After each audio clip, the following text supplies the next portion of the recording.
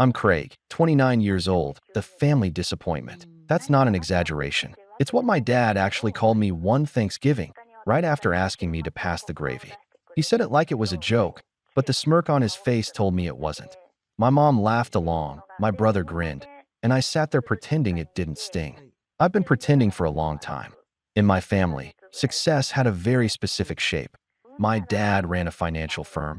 My mom was the kind of woman who judged people by the car they drove, and my older brother, Jason, was the golden boy who fit their mold perfectly. He got the $100,000 car for his 21st birthday, a glossy white BMW that my dad surprised him with in the driveway while I filmed the whole thing because, Craig, you're good with phones. I was 19, working two part-time jobs, and driving a dented Civic with one working window. When I congratulated Jason, he threw his arm around me and said, "Don't worry, little bro. Maybe one day you'll get there." He meant it kindly, I think, but it still landed like a slap. Jason got everything. A fully paid condo downtown, a cushy job at dad's firm right after college, a $5,000 watch for graduation. Me? I didn't even get invited to the dinner they threw for him. Mom said it was more of a business networking thing, and that I probably wouldn't fit in. That was the story of my life. Never fitting in, always standing just outside the frame. What made it worse was how subtle the digs became as I got older.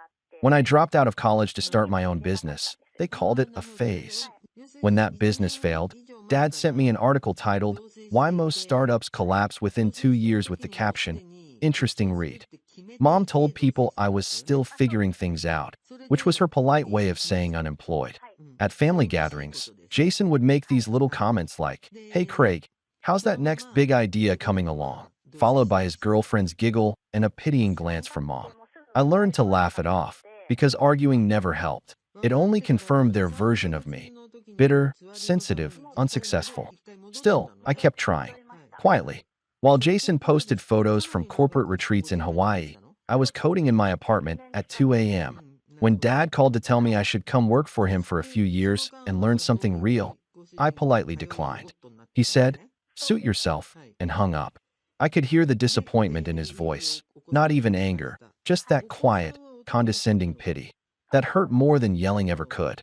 The turning point started a few months before the Thanksgiving dinner that would change everything. I had been working on a small tech platform. Nothing fancy at first, just a tool to automate customer data for local businesses. It grew faster than I expected. Suddenly, investors were calling. I didn't tell my family.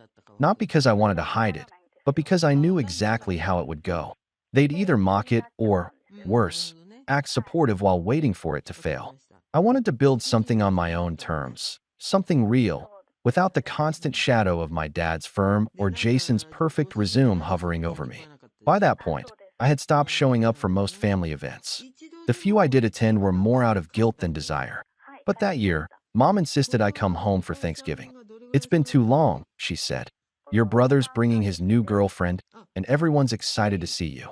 The way she said "everyone" sounded rehearsed.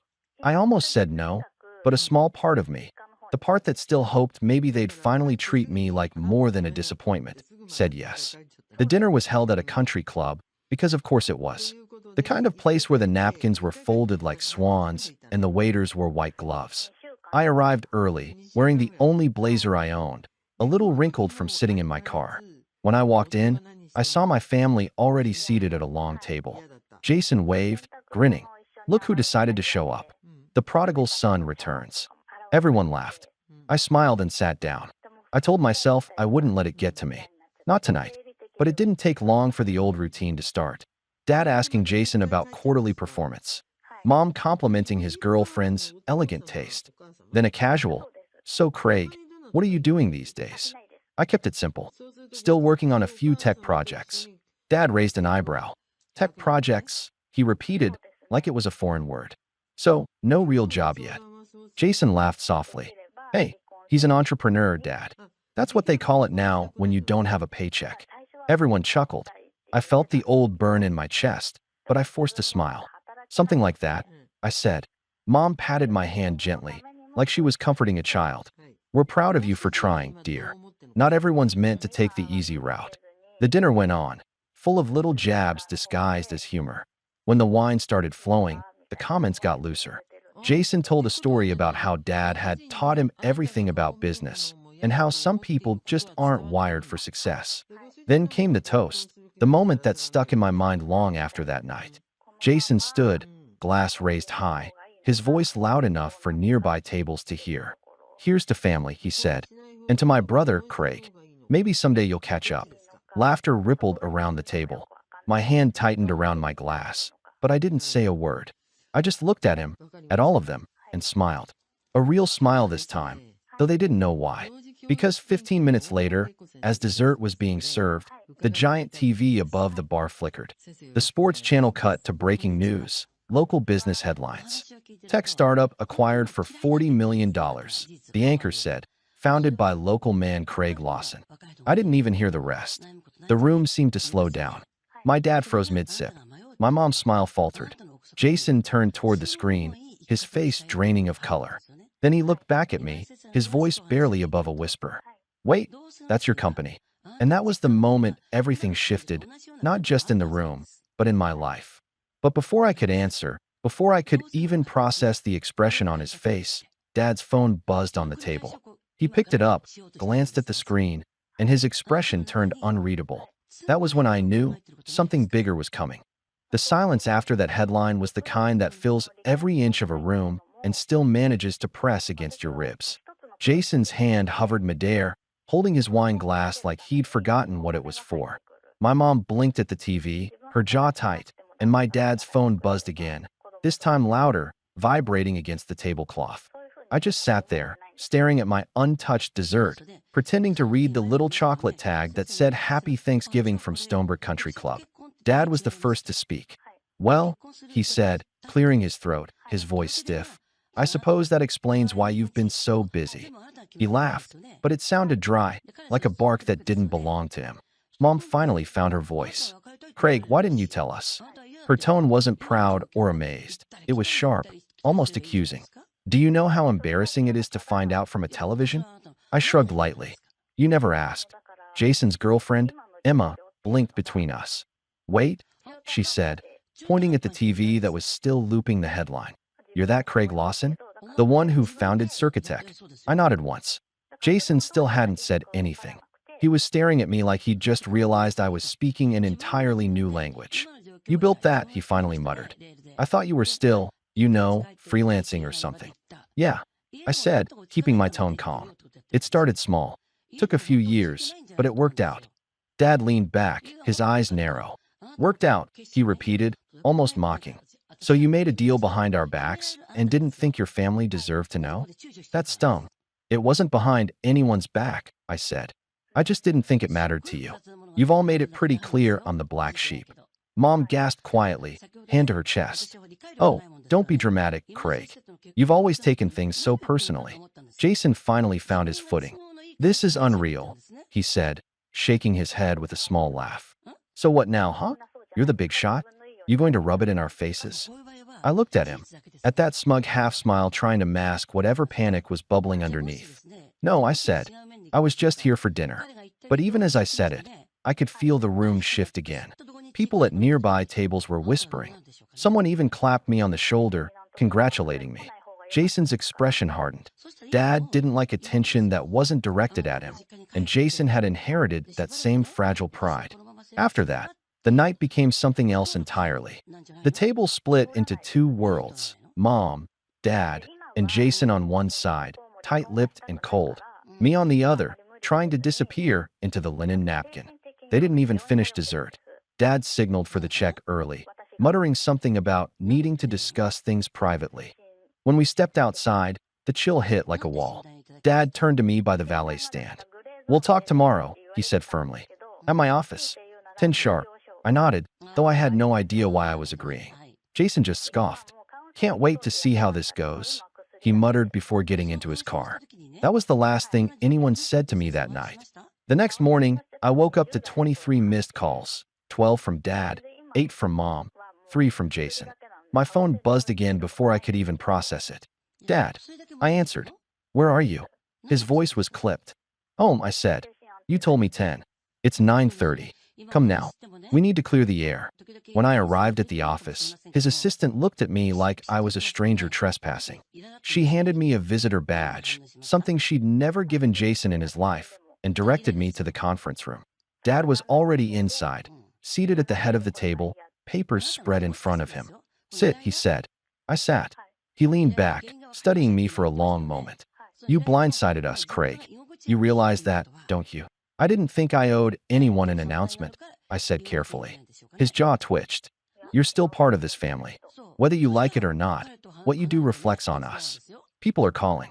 Clients, colleagues, friends, asking why we didn't mention we had a son in tech. Do you know how that makes me look?" That word, look, summed him up perfectly.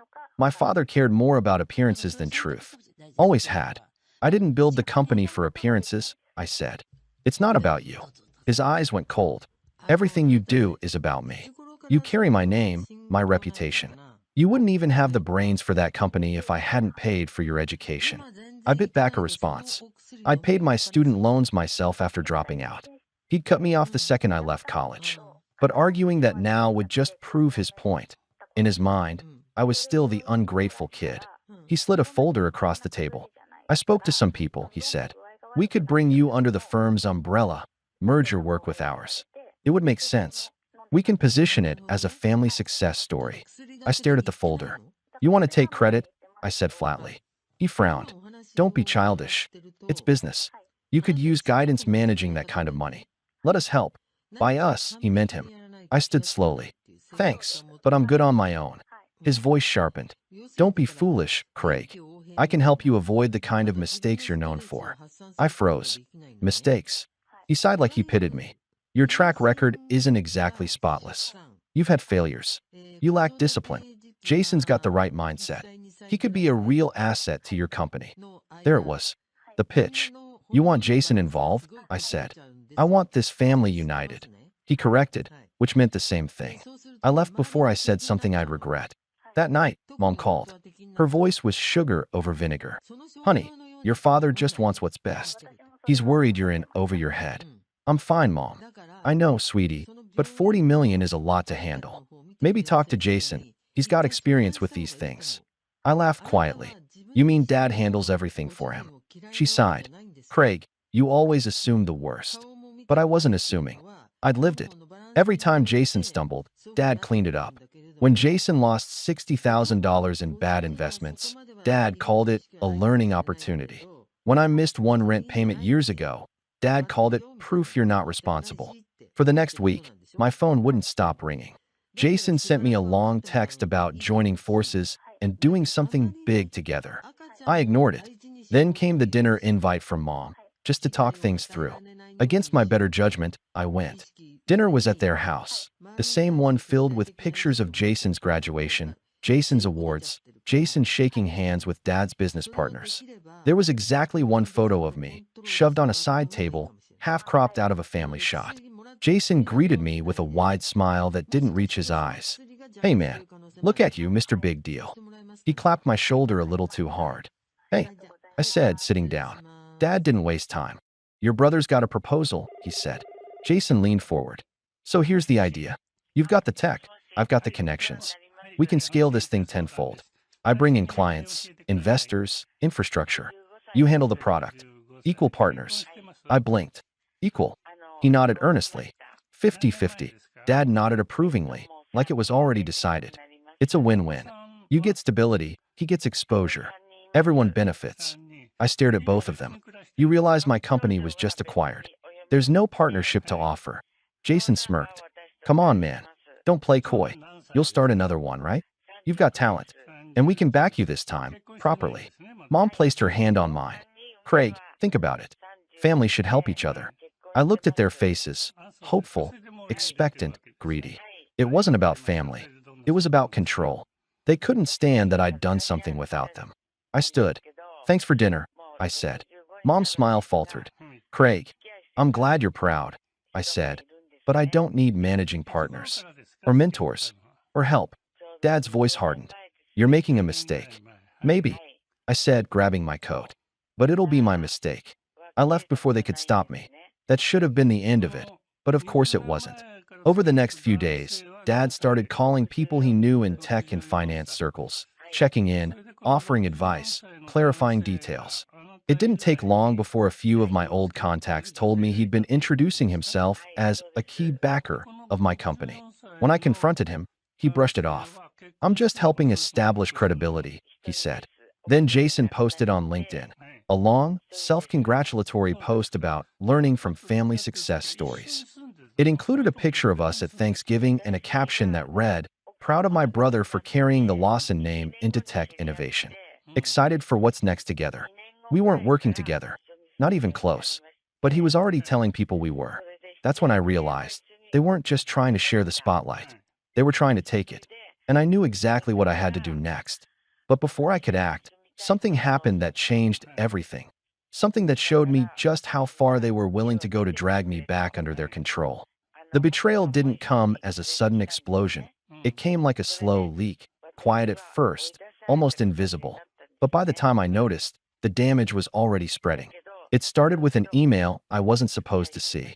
I was sitting in a small cafe downtown, laptop open, headphones on, working through a round of post-acquisition logistics for my company when I got a message from my bank. At first, I thought it was a standard verification alert, but then I saw the subject line, "Request for account authorization, pending approval." The request came from Lawson Financial Group, my father's firm. They'd submitted a request to gain temporary financial oversight on my business accounts under the pretense of family trust management. It was flagged as suspicious because, obviously, I hadn't authorized anything. I froze. My coffee went cold while I reread the message 5 times, hoping I was misunderstanding it. I wasn't. The document attached even had my father's digital signature and a note that said, "Craig Lawson, beneficiary. Oversight under Family Fiduciary Authority." Beneficiary. The word made my stomach turn. They were trying to legally classify my company earnings under the Lawson Family Trust, the one I'd been excluded from years ago. It wasn't just overreach. It was a full-on attempt to seize control. I called my father immediately. He picked up on the second ring, his tone as calm as ever. "Craig, good timing. I was about to call you. What is this?" I asked, my voice shaking. "You tried to access my business accounts?" He sighed, like I was overreacting. "You're misinterpreting things. It's a standard oversight process. We're trying to help you manage your assets responsibly." I didn't ask for help. "Craig," he said sharply, $40 million isn't a toy. You're young, impulsive, and inexperienced. If you make one bad investment, it all disappears. We're just protecting what's ours." "What's yours?" I repeated slowly. He hesitated for just half a second, enough to tell me he knew what he'd said.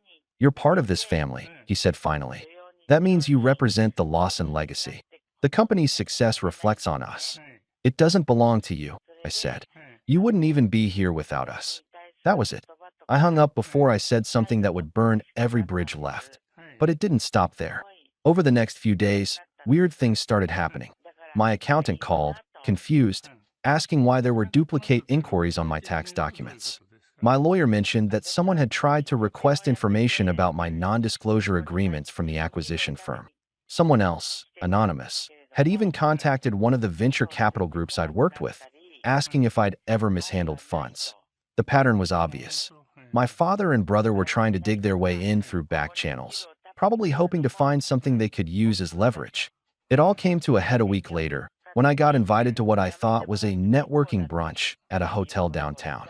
The email looked legitimate, signed by one of Dad's old business acquaintances, a man named Richard Bennett. I almost declined, but curiosity got the better of me. I should have trusted my gut. When I arrived, I spotted them immediately: Dad, Mom, Jason, and Richard, all seated at a private table in the corner. The moment I saw my father's expression, that smug half-smile, I knew I'd walked into a setup. "Craig," Dad said, standing to greet me like this was some family reunion. "Glad you could make it. What's going on?" I asked, scanning their faces. "Sit down, son," he said. "We need to clear the air." Richard smiled politely, but he looked uncomfortable. Jason leaned back in his chair, arms crossed, smirking. Mom reached for my hand. "Please, Craig, just listen." Dad started with a speech that sounded rehearsed. "We all made mistakes in how this was handled. But we have an opportunity to set things right, to work as a family. Richard here has been advising us on how to structure a joint trust. You'd maintain control over your company earnings, of course, but under family oversight. It's cleaner that way. I felt my pulse spike. You mean you'd control it? Dad shook his head, smiling thinly. Not control, guide. You'd still be the face of it. Jason would just manage the financial aspects. He's good at that. Jason grinned. It's just numbers, bro. You focus on the tech. I'll handle the boring stuff. I looked at Richard. And you're helping them with this? He shifted uncomfortably. Your father presented it as a family consensus. I assumed you were aware. My voice dropped. I wasn't. Dad's tone hardened. Don't be naive, Craig. You're in over your head. You don't understand how these things work. Mom chimed in softly. Honey, your father's just trying to protect you. You've always been so independent, but independence doesn't mean isolation. Jason chuckled under his breath. Yeah, man. Don't make this harder than it has to be. That's when something in me snapped. Not loudly, not dramatically, just quietly enough that I felt it in my bones. I stood up slowly. You really think you can just take what I built because it makes you uncomfortable that it's mine? Dad's face tightened. Watch your tone. No, I said, finally meeting his eyes. For once, you watch yours. The air went heavy. Mom looked like she might cry. Jason rolled his eyes. I'm not signing anything, I said. And if you try to touch my accounts again, I'll make it public. Dad scoffed. Don't threaten me, boy. You wouldn't dare embarrass this family. Maybe you're right, I said. Maybe I won't have to. I left.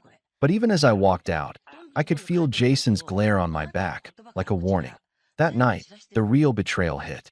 I was at home, half asleep, when my phone exploded with notifications. Dozens of messages, emails, and calls. My business Slack was going crazy.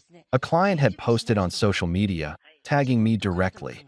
Disappointed to learn about the internal misconduct at Circatech. Hope this isn't true, Craig. My stomach dropped. I opened my laptop and saw it, a leaked document thread online, supposedly exposing how I'd falsified company data before the acquisition. The files were doctored, but they looked real. Internal memos, spreadsheets, even fake email chains. Whoever did it knew exactly what they were doing. My phone buzzed again. It was my head of operations, Maya, calling in a panic. Craig, what's going on? Investors are asking for statements. I don't know, I said, already pulling up the documents. But someone's trying to take us down. Within an hour, I traced the first leak to an IP address, one linked to Lawson Financial Group. I sat there in my dark apartment, staring at the glow of the screen, feeling the kind of cold that comes from betrayal you can't quite process yet. My own family had sabotaged me. Not just embarrassed me, tried to destroy everything I built. I confronted them the next morning. Walked straight into my father's office without knocking. He didn't even look surprised. You went too far, I said. He looked up from his desk, unbothered. Careful what you accuse people of. You leaked fake documents. You tried to ruin me. I protected our name, he said flatly. People talk, Craig. They ask questions. You're not prepared for that kind of scrutiny. I simply redirected the narrative. Jason leaned against the doorway, arms crossed. Relax, man. No one believes that stuff. Then why do it? I demanded. He smirked. Because you needed a reminder. You don't get to cut us out. Not after everything we've done for you. Everything they'd done for me. The irony burned. I didn't shout. I didn't threaten. I just looked at both of them and said, "You've made a mistake you can't undo." Dad's eyes narrowed. Is that a threat? No, I said, my voice calm. It's a promise. I walked out without another word. But later that week, something else happened. Something that made my father's betrayal look almost small in comparison. A letter arrived at my door. No name, no return address.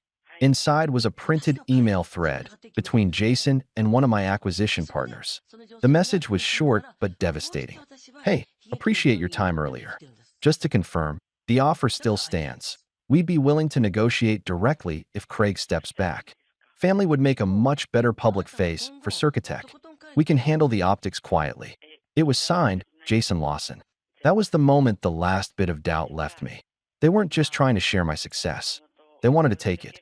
And if they thought I'd just let that happen, they hadn't learned a thing about me.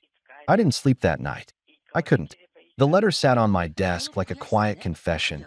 Those printed words burned into my brain. Family would make a much better public face for Circatech. Jason's name at the bottom looked almost smug on the page, as if he'd signed it with pride. I must have reread it 50 times, each time feeling another part of me crack. My brother, the same brother I'd once shared bunk beds with, the same brother who'd promised, when we were kids, that we'd always have each other's backs. He'd sold me out, not for survival, not even for necessity, but for the spotlight. By morning, my phone was a battlefield. Investors were jittery, partners were confused, and the acquisition team had suspended all press communications until they resolved internal inconsistencies. I was suddenly radioactive. The story my father's firm had helped circulate, that I'd faked data, had spread further than I realized. Even though it was false, the doubt was enough to make people hesitate. And that's all it takes in business. One pause, one whisper, one rumor. Maya called again around noon. Her voice was shaky but calm. "Craig, I just came from a meeting with the PR firm. They said your father's office called them, offering to handle crisis management for Circatec, under the family name." I laughed, but it came out hollow. Of course they did. She hesitated. "Are you okay?" I stared at the wall. Not really. After we hung up, I just sat there, blinds half closed, sunlight cutting across my desk, my laptop humming quietly. It's strange how silence can feel heavier than shouting. I'd built my company from nothing, fought through years of failure, loneliness, doubt. But I'd never expected the final blow to come from my own blood. Over the next week, things spiraled faster. My acquisition deal was put on temporary review. Some investors pulled out. Clients began pausing projects. The media had latched onto the drama like vultures. Headlines read, "Family feud at the heart of $40 million tech deal," and Lawson dynasty rift spills into business world. Every time I opened my phone, I saw Jason's face, smiling in photos, being quoted as a close family advisor. He was giving interviews, spinning a version of events that made me look reckless and impulsive. "Craig's brilliant," he'd say, "but creative minds sometimes need grounding. We're just trying to guide him." He was painting me as a genius in need of supervision, not independent, but unstable. Mom called every night, alternating between guilt and manipulation. "Honey, please, just talk to your brother. He didn't mean to hurt you. He forged my name on documents, Mom. Your father said it was just a misunderstanding. You know how paperwork can get. Paperwork doesn't send fake emails to investors," I said quietly. She sighed, her tone softening. "You've always been so sensitive. This isn't worth losing your family over." But that was the thing. I hadn't lost my family. They'd lost me. Then came the lowest blow. I was walking to my car one evening after a long day of damage control when I noticed a reporter waiting by the curb. He looked nervous, almost sympathetic. "Mr. Lawson," he said, holding out his phone like it might bite him. "Off the record, you should know your brother's firm is preparing a statement. Something about reclaiming oversight of your assets due to mental health concerns." I froze. "What did you just say?" He swallowed. "They're implying you're not fit to manage your company post-sale, that the stress has caused instability." For a second, I thought he was joking, but his expression was dead serious. By the time I got home, it was already out. The statement wasn't directly from my family. It was anonymous sources close to Lawson Financial Group. But it was clear who had written it. It claimed that I had been under significant strain, that my erratic decisions had raised questions about my capacity to manage long-term business affairs. It was calculated, designed not to destroy me outright, but to make people second-guess me. That's worse. The next day, the acquisition company froze the final payment transfer pending an independent review. I suddenly had millions locked behind bureaucracy and no access to most of it. The irony? The only people I could technically appeal through the chain of authority were part of the same old boys network my father ran. Jason even had the nerve to call me. "Hey man," he said casually, as if nothing had happened. "You're blowing this out of proportion. You should have just worked with us. None of this would have happened. You forged my name, spread lies, and now you're questioning my sanity." I said quietly. "You think this is just business?" He sighed. "You always make things emotional. Look, Dad's right. You need structure. You're not built for this kind of pressure." Something inside me cracked then, but not in the way they wanted. I didn't yell. I didn't argue. I just said, "Thanks for the clarity," and hung up. That was the moment I hit rock bottom. Not because I'd lost money or status, but because I finally accepted that there was nothing left to save between us. The illusion of family was dead. I disappeared for a while after that. Stopped answering calls. Stopped showing up to meetings. I rented a small cabin 2 hours outside the city. No Wi-Fi, no reporters, no noise. Just me, my laptop, and the weight of everything I'd built slipping through my fingers. The first few days were numb. I'd wake up late, stare at the ceiling, make coffee, and sit on the porch watching the same pair of birds hop along the fence. There was something calming about the stillness, even if it felt undeserved. But beneath that quiet, something else was forming. Not anger, not revenge yet, but focus. The kind that comes when there's nothing left to lose. I started piecing things together, mapping out every move my father and Jason had made, who they'd contacted, what strings they'd pulled, where the fake documents had originated. I still had connections in tech and cybersecurity, people who owed me favors. I reached out, quietly, under the radar. One night, while going through encrypted email logs, I found something. A clue I hadn't noticed before. The forged oversight documents that had been submitted to the bank, they hadn't come directly from Lawson Financial Group servers. They'd been routed through a smaller shell company, recently incorporated under a different name. The owner? A consultant who'd once worked for my father's firm. I sat back in my chair, the pieces clicking into place. They'd built a front, a legal buffer to distance themselves from what they were doing, and they thought I'd never find it. The next morning, I drove back into the city. My first stop was my lawyer's office. He'd been handling my side quietly, but even he looked uneasy. "Craig," he said, "I need to be honest with you. Your father's influence is substantial. If we push too hard publicly, this could get ugly fast." "I'm not scared of ugly," I said. "I just want the truth." He nodded slowly. "Then you'll need proof. Real proof." "I'll get it." Over the next few weeks, I worked in silence. No social media, no public statements. I let them think they'd broken me. Meanwhile, I was collecting digital fingerprints, tracing money transfers, building a trail of evidence so clean it could cut glass. But it wasn't just about the company anymore. It was about reclaiming my name, my autonomy, my dignity. One night, I was in that same cabin, surrounded by printouts, when my phone buzzed. A message from an unknown number. "You shouldn't have gone digging, Craig. Some things are better left buried." No signature, but I didn't need one. I looked at the screen for a long time, then turned it off and set it face down on the table. For the first time in months, I felt something sharp in my chest. Not fear, but resolve. Because now, it wasn't just business. It was war. And the people who'd once called me the family disappointment had no idea how much damage disappointment could do once it stopped caring about their approval. It's funny how rock bottom sharpens you. When you've lost everything, reputation, trust, family, what's left is clarity. Cold, ruthless clarity. I didn't rush my comeback. I wanted it to burn slow, quiet, deliberate, the way a fuse crawls before it reaches the dynamite. The first thing I did was rebuild my footing. I didn't try to fight the headlines or argue online. I'd learned something from watching my father operate. People forget noise, but remember proof. So I started with what I could control. I called Maya. She sounded hesitant at first, probably wondering if I was about to announce I was quitting. "Craig, it's been weeks. How are you?" "I'm fine," I said, though that was a stretch. "Listen, I need your help with something. Off the record." There was a pause. Then, "I'm listening." Over the next hour, I laid everything out. The fake financial oversight requests, the shell company tied to my father, the leaked emails, Jason's attempt to negotiate behind my back. I didn't tell her about the anonymous text. Not yet. Maya was quiet for a long time. Then she said something that stuck with me. "They made one mistake." "What's that?" "They underestimated you." That single line flipped a switch in me. We started small, reclaiming control over what they'd taken. Maya reached out to key clients, one by one, under the radar, assuring them the allegations were being investigated. I hired an independent auditor to verify every shred of Circuiteca's financial history. Within a week, the auditor's report came back. Everything was clean. No data manipulation, no fraud, nothing but excellence.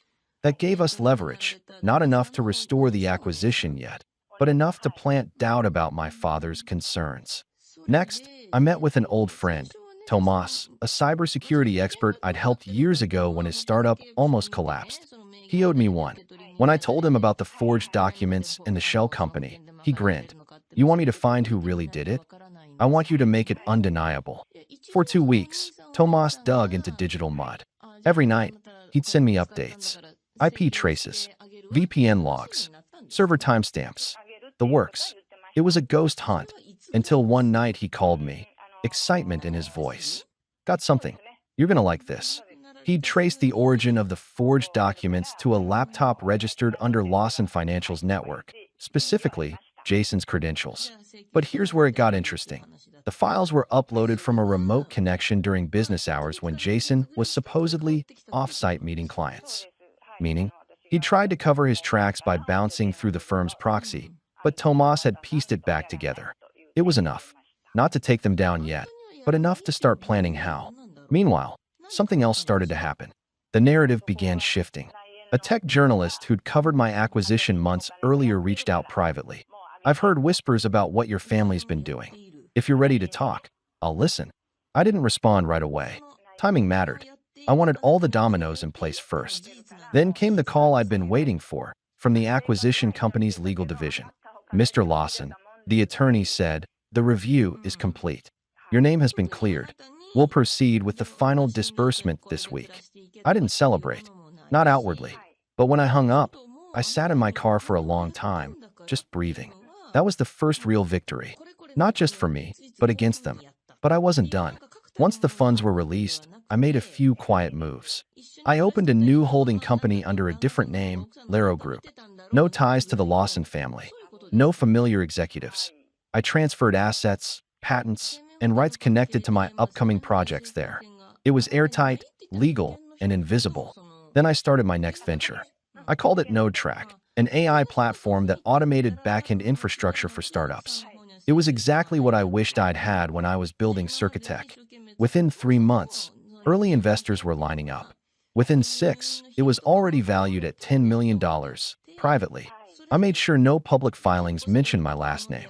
While I was rebuilding, Jason was busy imploding. His guidance narrative was losing traction.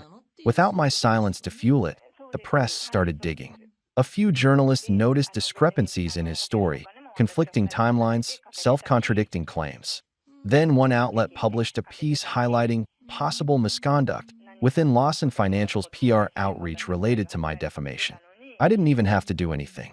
Their own arrogance was eating them alive. Still, I wanted more than vindication. I wanted distance. So I moved, sold my apartment, and bought a penthouse downtown under Laro Group. Floor-to-ceiling windows, minimalist furniture, silence that felt earned, not empty. I poured myself into NodeTrack, working late nights, refining systems, mentoring new developers. I found purpose again, not in proving anyone wrong, but in building something that wasn't tainted by their shadow. And yet, as my success grew, so did their desperation. Mom started leaving voicemails, first gentle, then pleading. Craig, please call your father. He's worried about you. Worried about me. The irony made me laugh. Then Jason texted me out of nowhere. We should talk. Things are getting messy here. I ignored it. 2 days later, I got an email from one of Dad's old business rivals, a man named Leonard Price. He congratulated me on NodeTrack and attached a short note. I've heard what your family tried to do. If you ever need leverage, let's just say I have a few old skeletons from your father's closet that might interest you. I didn't respond to that either, but I saved the email. Not because I wanted revenge, not yet, but because it was proof that the tide had turned. For the first time, people weren't looking at me as the disappointment. They were looking at me as the wild card, the one who broke free. I even started getting invitations, tech conferences, speaking events, interviews. I declined most, but eventually I said yes to one. A private leadership summit hosted at the same country club where my family's Thanksgiving dinner had taken place. The irony was poetic. When I walked into that room months later, I wasn't the outcast with the wrinkled blazer. I was the keynote speaker. They introduced me as Craig Lawson, founder of Circatech and CEO of NodeTrack. I didn't correct them about the last name. Not yet. The speech went perfectly. I talked about resilience, innovation, and what it means to build something when no one believes in you. But halfway through, I caught movement near the back, a familiar face. Jason, standing by the door, arms folded, pretending to be casual. Our eyes met for a second. He smiled. That same fake, confident smile I'd grown up with. But there was something different this time. It wasn't arrogance. It was discomfort. After the speech, he cornered me near the bar. "Didn't know you'd be here," he said, trying to sound light. "Guess you didn't check the guest list." He laughed awkwardly. "You've been busy. No tracks all over the news. Impressive stuff." I didn't reply. He shifted, his tone softening. "Look, things at Dad's firm, they're not great. He's under investigation. Some client losses. A few bad trades.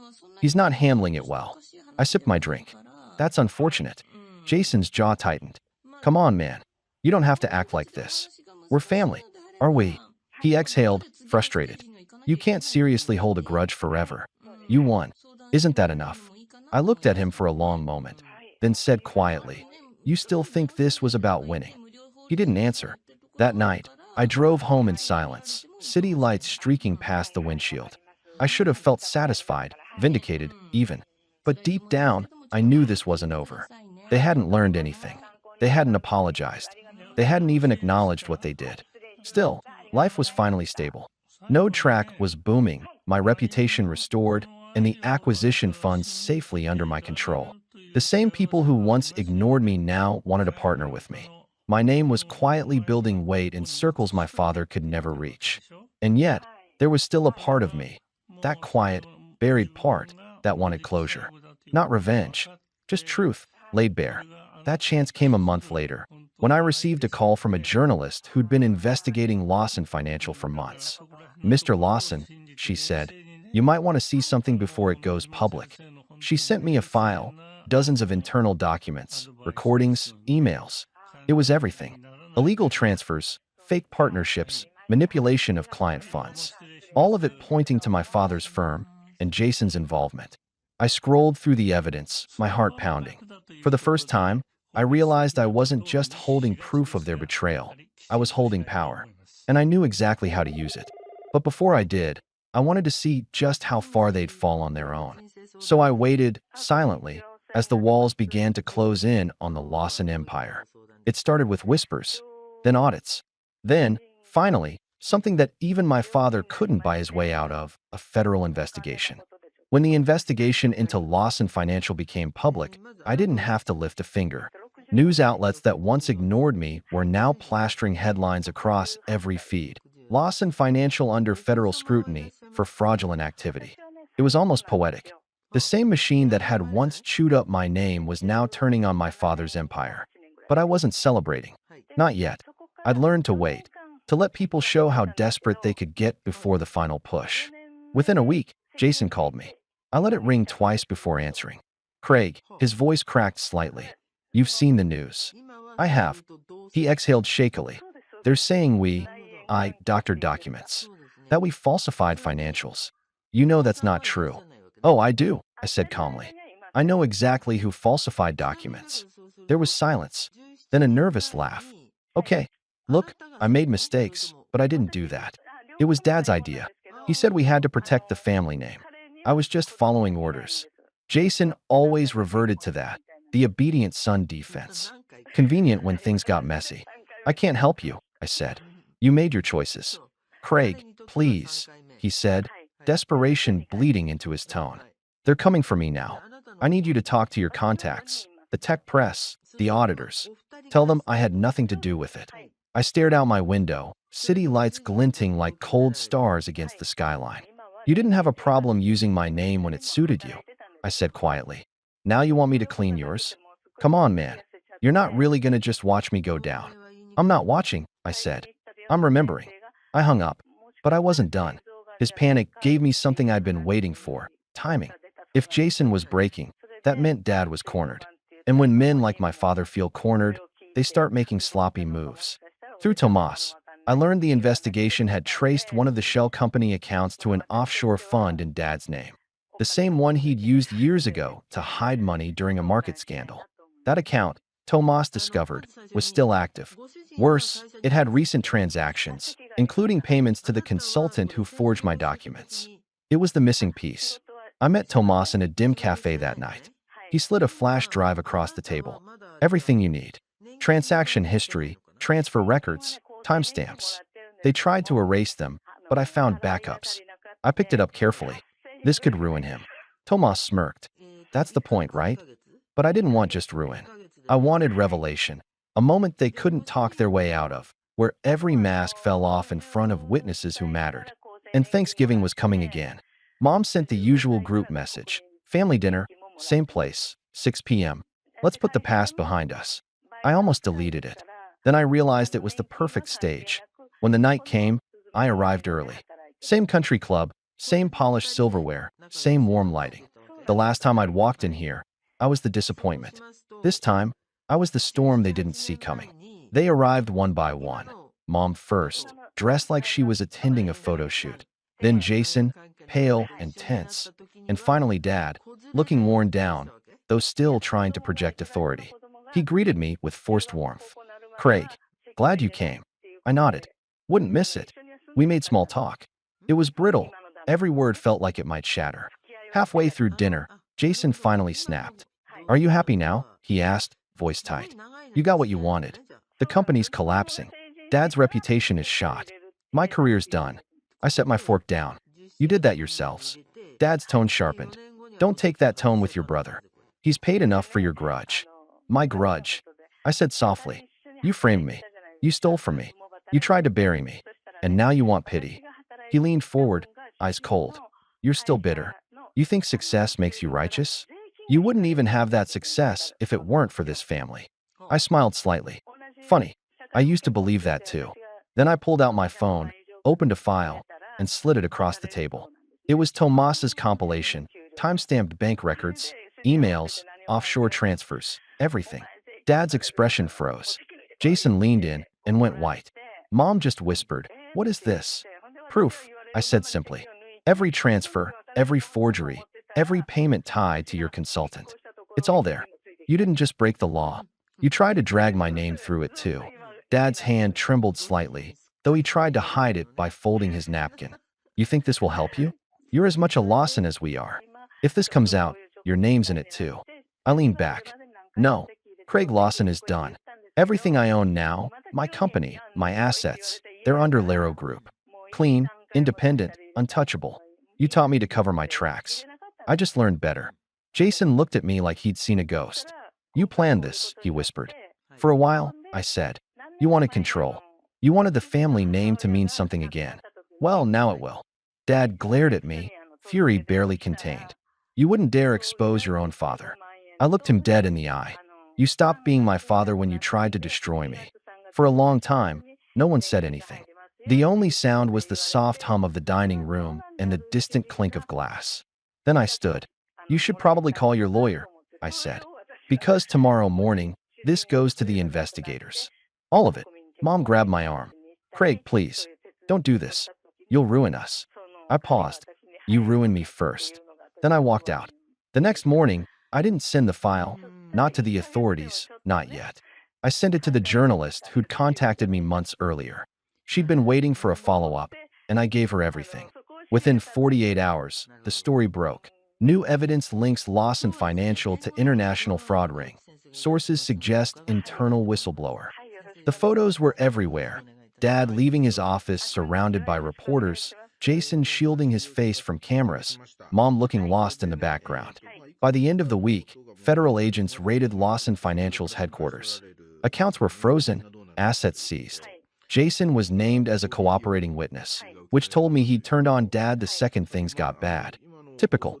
I didn't make any public statement. I didn't need to. The truth spoke louder than I ever could.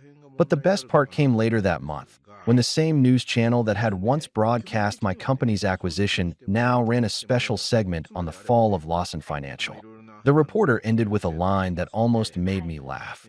Ironically, the family's estranged son, tech entrepreneur Craig Lawson, appears to be the only member who emerged unscathed and more successful than ever. I turned off the TV, sat back in silence, and let that sentence settle. They'd spent years calling me the disappointment. Now, I was the only thing left standing with the Lawson name, and the world finally knew why. But what they didn't know was that I wasn't done yet. Because I'd just received a letter, not from a lawyer, not from a journalist, but from someone I hadn't expected to hear from again. A letter that would change what I planned to do next. The letter came on a gray December morning, slipped under my apartment door without a return address. The envelope was plain, the handwriting careful but trembling. I recognized it immediately, my mother's. For a moment, I thought about throwing it away, but curiosity won. Inside was a single page. Her words were short, uneven. Craig, your father's been charged. They came to the house last night. Jason gave them everything to save himself. He's under investigation too. I don't expect forgiveness, but I needed you to know that we never stopped loving you. We just didn't understand you. And now it's too late. I hope you find peace. Please don't come here. It's better if you remember us the way we were before all of this. Love, Mom. I set the letter down and stared at it for a long time. There was no satisfaction in it, not the kind you see in movies. Just quiet. Heavy, final quiet. A few days later, the verdicts began rolling in. My father's empire collapsed publicly and painfully. He was found guilty of fraud, tax evasion, and obstruction of justice. The same financial press that had once worshipped him now picked apart every lie he'd built. Reporters described how he'd used his firm to manipulate markets and cover illegal transfers, and how the cover-up began when he tried to protect his family's image. Jason wasn't spared either. He struck a deal to avoid prison, but his career was finished. Every major financial institution cut ties with him. He moved out of his downtown condo, his name scrubbed from company registries, his once lavish life reduced to a series of apologies no one cared to hear. Mom disappeared from the public eye. She sold the family home quietly and moved out of state. I didn't hear from her again, though sometimes I caught myself wondering if she'd ever found peace. As for me, the irony was, I didn't have to lift a single finger once the truth came out. Everything they'd used against me became their undoing. The documents they forged, the lies they spread, the arrogance that made them believe they could control everything. It all came back around, perfectly, almost poetically. The night my father's sentencing aired on the news, I sat alone in my office, the city glowing beneath the window. The reporter's voice droned softly in the background. Former financial executive Harold Lawson sentenced to 12 years in federal prison. His son Jason Lawson has entered a plea agreement and is cooperating with investigators. I muted the TV. For the first time in my life, there was no anger left. No noise. Just clarity. The kind that comes when you finally stop needing approval from the people who never wanted you to succeed. I walked to the window and looked out over the skyline. The same city where they'd once laughed at me, where I'd been the family disappointment. Down below, the headquarters of my company glowed with the logo I'd built from scratch. No track. My name wasn't even on the building, and I liked it that way, because I didn't need anyone to know who I was anymore. The people who mattered already did. A few weeks later, I visited the country club one last time. Not for dinner, not for nostalgia, just to see it in daylight. The place was almost empty, the same room where Jason once raised a glass and said, "Maybe someday you'll catch up." I sat at the same table, ordered a drink, and smiled to myself. The waiter asked if I was waiting for someone. No, I said, just remembering something. I stayed for a while, then left the check on the table with a note scribbled on the back. Nothing poetic, nothing cruel. Just one line. Guess I finally caught up. And as I walked out into the winter air, I realized something I never had before. Revenge wasn't about watching them fall. It was about finally standing tall without needing them to see it. That was the real victory. That was the end of being the disappointment.